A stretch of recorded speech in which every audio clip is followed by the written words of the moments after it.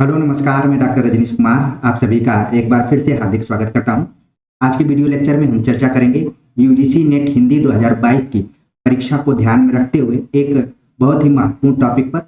इससे पहले हमने यूजीसी नेट हिंदी 2022 की परीक्षाओं को ध्यान में रखते हुए तमाम बिंदुओं पर चर्चा किया है, जिसमें कि पाठ्यक्रम पर चर्चा किया है। हमने ये बताने की कोशिश की है कि अगर यूजीसी नेट हिंदी 2022 की तैयारी करना है तो सबसे पहले आप अपने पाठ्यक्रम को जरूर एक बार रिवीजन करिए और सप्ताह में एक बार उलट पलट कर जरूर उसको देखिए कि कौन सा ऐसा टॉपिक है जिसको आपने पढ़ लिया है और कौन सा ऐसा टॉपिक है जिसको कि आपको पढ़ने में दिक्कत हो रही है या फिर उस पर मैटर कम मिल रहे हैं। हम अपने तरफ से कोशिश की है कि इकाई दर इकाई विषय वस्तु पर आधारित चर्चा की जाए, जिसको ध्यान में रखते हुए हमने पिछली बार जब नेट की परीक्षा हुई थी तो उस समय इकाई दर इकाई लेक्चर्स सब्जेक्टिव तौर पर हमने अपलोड किया था, जो कि इस परीक्षा में भी आप सभी को लाभदायक साबित होगा, काम में आएगा। इसके बाद हमने पुराने प्रश्न पत्रों को हल किया था, जिससे कि एक आइडिया मिले कि जब से एनटीए नेट की परीक्षा करा रहा है तब से किस पैटर्न पर सवाल पूछे जाए। तो इसको भी आप प्लेलिस्ट में जाकर देख सकते हैं। इसके अलावा हमने इकाई दर इकाई अभ्यास सेट कराने की कोशिश की है। 1 से 10 इकाइयों के अलग अलग जो भी विषय वस्तु हैं उस पर हमने वीडियो लेक्चर बनाया है। लाइव क्लास टेस्ट के माध्यम से, रिकॉर्डेड क्लास के माध्यम से समय समय पर अभ्यास सेट कराने का प्रयास किया गया है। और पिछले 2 मंथ से तो हम लगातार प्रैक्टिस सेट करा रहे हैं। जो विद्यार्थी पुराने हैं, लंबे समय से जुड़े हुए हैं, वो मेरी बातों से सहमत होंगे। जो छात्र अभी सप्ताह दर सप्ताह जुड़ रहे हैं और वो इस चैनल के लिए नए हैं, अभी विश्वास हासिल कर रहे हैं कि ये चैनल हमारे लिए है या नहीं है, उनसे मैं कहना चाहूँगा कि बिल्कुल निसंकोच होकर पूरे कंटेंट पर विश्वास कीजिए और जो भी अभ्यास सेट है उस पर विश्वास कीजिए। आपका मनोबल जरूर बढ़ेगा इसको देखकर। आज के वीडियो लेक्चर में जिस महत्वपूर्ण पॉइंट पर मैं बातचीत करने जा रहा हूँ वो है कि इकाई दर इकाई एनटीए द्वारा पूछे गए सवालों पर चर्चा किया जाएगा कि सन 2018 से लेकर 2021 के बीच एनटीए ने यूजीसी नेट की परीक्षा का आयोजन किया है। तो उस परीक्षा के दौरान जो भी प्रश्न पत्र रहे उनमें सवाल किस एरिया से ज्यादातर पूछे गए। तो हम एक टेबल के माध्यम से इसको समझने की कोशिश करेंगे और निश्चित तौर पर आप सभी को परीक्षा की डेट निर्धारित होने से पहले जो भी समय मिलेगा उसमें अलर्ट होकर आप अपनी तैयारी करेंगे। वैसे आप सभी के मन में जरूर ये सवाल चल रहा होगा कि एग्जाम डेट कब आएगी और आएगी भी तो कितना समय हमारे पास रहेगा जिससे कि हम अच्छे से तैयारी कर सकें। ठीक है, तो चलते हैं टेबल के माध्यम से हम देखने का प्रयास करते हैं। यहाँ पर आप देख रहे हैं कि हमने यूजीसी नेट हिंदी प्रश्न पत्र की एनटीए द्वारा पूछे गए जाने वाले प्रश्नों की एरिया के बारे में चर्चा किया है कि किस एरिया से ज्यादातर सवाल पूछे गए।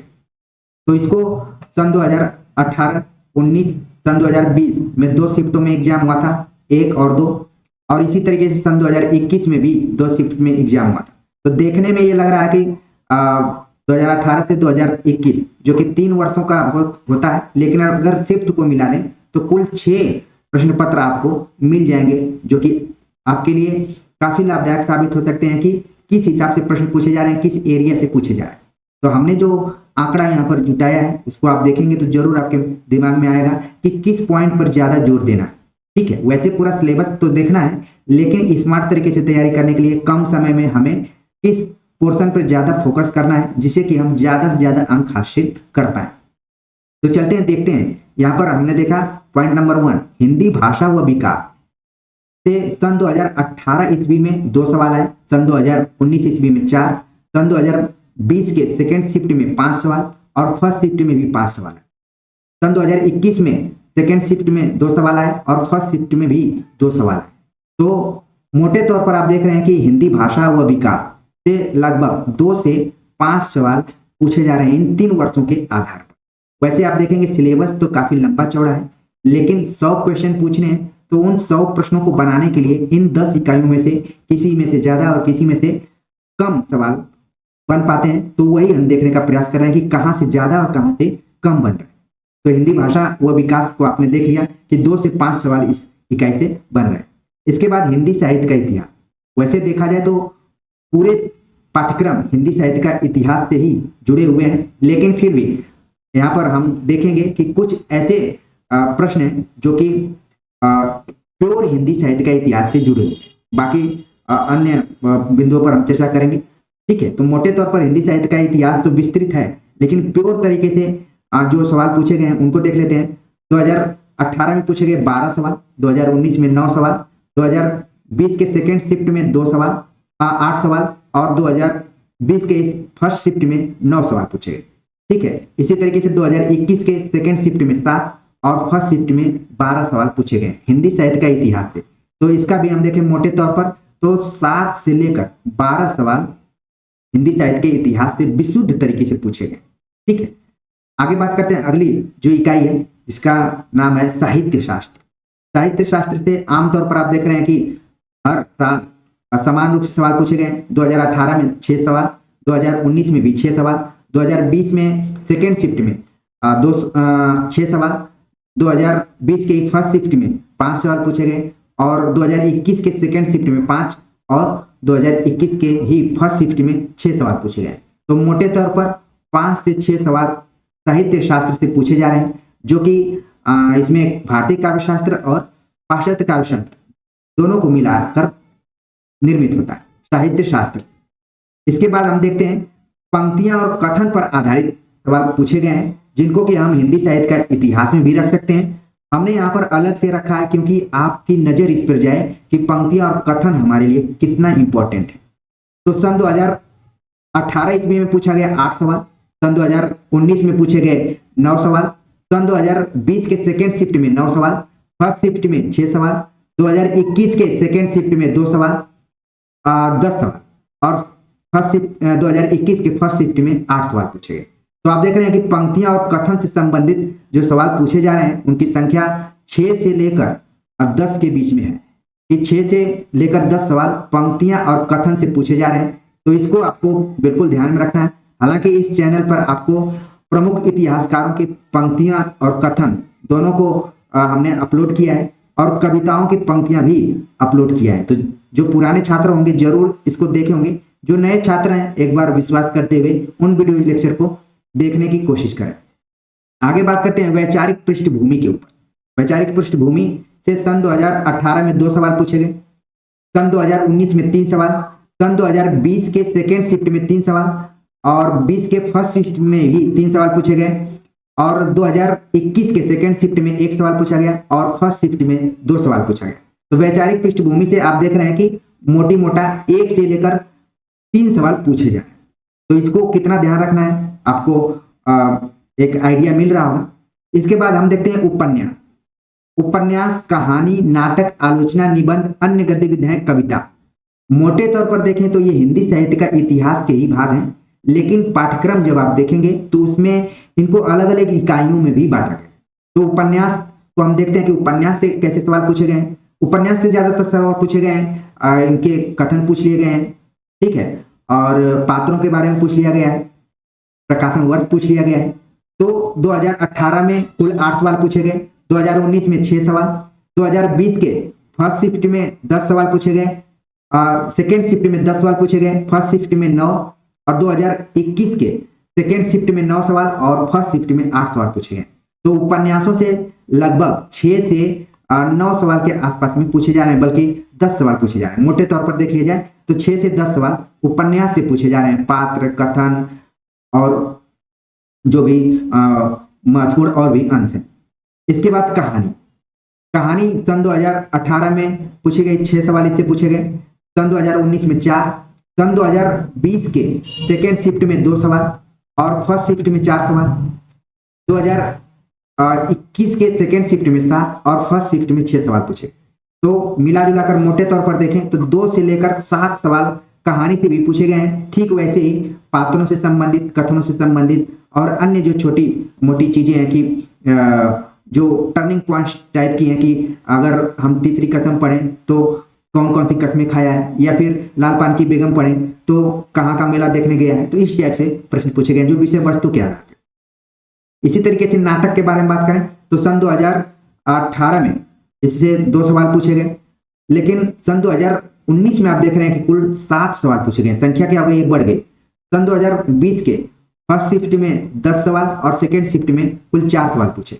इसी तरीके से सन 2021 के फर्स्ट शिफ्ट में 2 और सेकेंड शिफ्ट में 5 सवाल पूछे गए। तो नाटक से भी उसी तरीके से सवाल पूछे गए हैं, पात्रों से संबंधित, कथनों से संबंधित सवाल पूछे गए हैं, ज्यादातर अंकों से संबंधित। तो मोटे तौर पर देखें तो 2 से लेकर 10 क्वेश्चन नाटक से भी पूछे गए हैं। इसके बाद आलोचना पर बात करते हैं। आलोचना देख रहे हैं कि सन 2018 में 2 सवाल पूछे गए, 19 में 3, 20 में देखें तो फर्स्ट शिफ्ट में 2 सवाल, सेकेंड शिफ्ट में 8 सवाल पूछ लिए गए, ज्यादा सेकेंड में पूछ लिए गए। इसी तरह सन 2021 के दोनों शिफ्टों में 2-2 सवाल पूछे गए। तो आलोचना से मोटे तौर पर 2 से 8 प्रश्न बने हुए हैं इन 3 वर्षों के अंदर।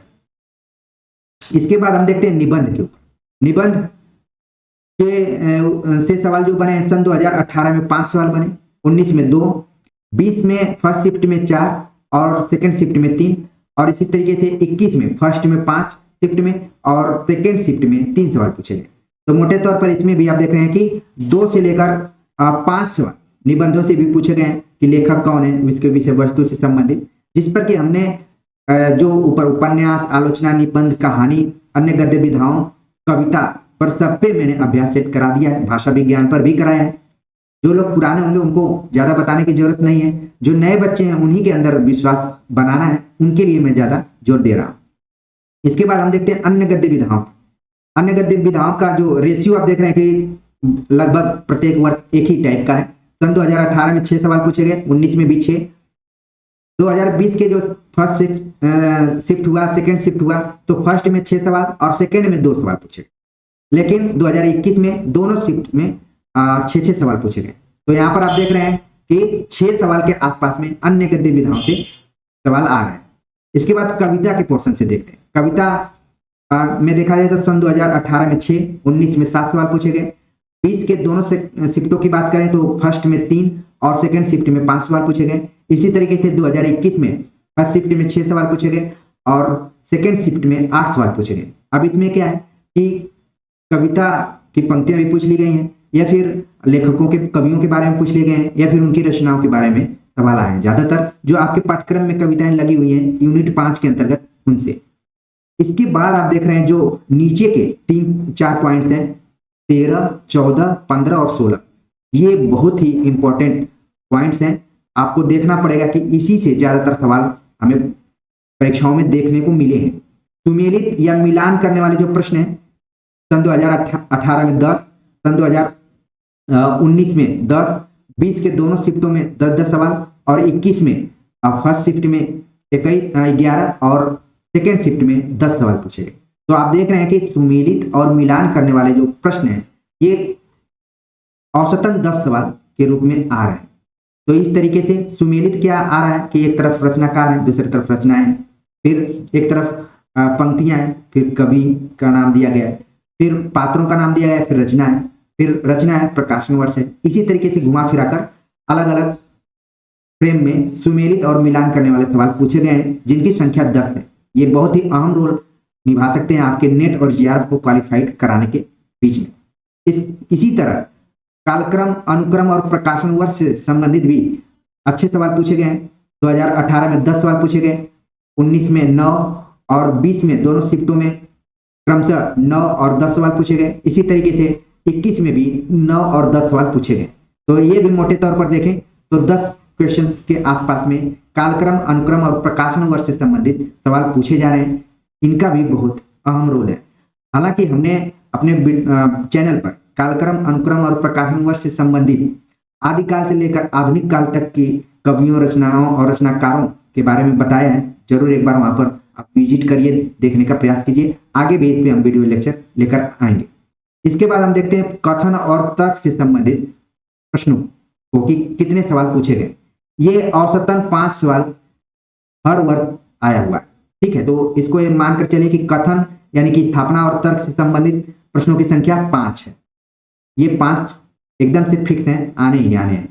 इसके बाद हम देख रहे हैं गद्यांश पर आधारित जो प्रश्न पूछे जा रहे हैं, जिस पर कि आमतौर पर हम बहुत कम ध्यान देते हैं और लगता है कि गद्यांश को अलग से पढ़ने की क्या जरूरत है। हम खुद परीक्षाओं में जाएंगे, परीक्षा हाल में बैठेंगे और गद्यांश को पढ़कर उसी में से जो सवाल पूछा गया है आराम से बता देंगे। हालांकि कई लोग इसको हल करने में दिक्कत परेशानी महसूस करते हैं, जो वो आंसर सोचते हैं वो आंसर नहीं होता है बल्कि दूसरा आंसर हो जाता है। और ये कंप्यूटर बेस्ड टेस्ट है, तो इसमें क्या है कि आपको कंप्यूटर पे पढ़ना है और गद्यांश को काफी एकाग्रचित होने की पढ़ने की जरूरत होती है। थोड़ा सा भी इधर उधर आपका दिमाग भटका तो फिर आपका आंसर गलत हो सकता है। तो इसमें आप देख रहे हैं कि प्रत्येक वर्ष 2018 से लेकर 21 तक की हम बात कर रहे हैं, जो कि एनटीए इस परीक्षा का आयोजन करा रहा है, इसको कंडक्ट कर रहा है। तो इससे भी 10 सवाल आ रहे हैं और 3 के आसपास में गद्यांश पूछे जा रहे हैं। उसी गद्यांश के आधार पर हर खंड से 3-3 या 2-2 सवाल रह रहे हैं। ठीक है, तो इस तरीके से इसका भी जो औसतन मैंने देखा रोल रहा है वो 10 क्वेश्चंस के आसपास में रहा।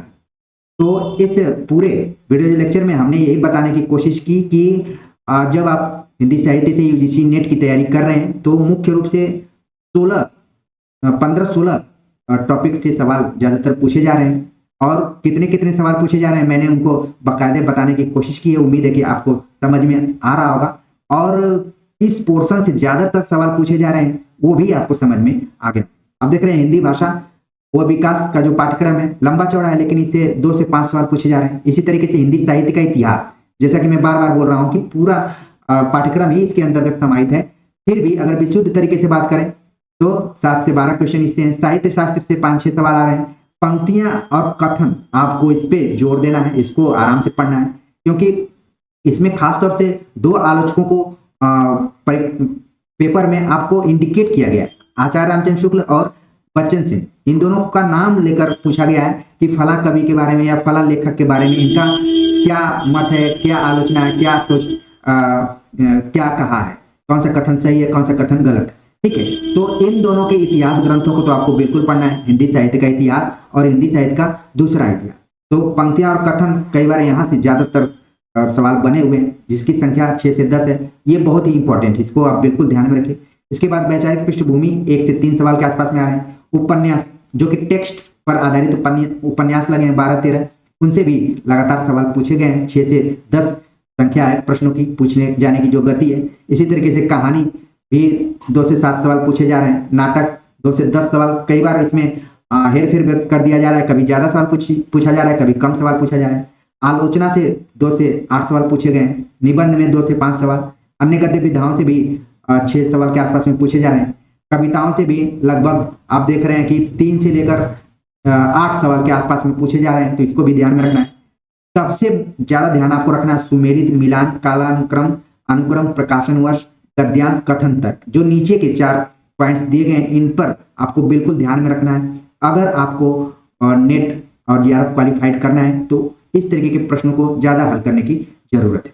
तो मेरी पूरी कोशिश थी कि हम लगातार पाठ्यक्रम के अनुसार पढ़ रहे हैं, लेकिन हमें ये जानना चाहिए कि किस पोर्शन से ज्यादा प्रश्न पूछा जा रहा है, ताकि कम समय में हम उसको रिवीजन कर सकें, अलर्ट रह सकें।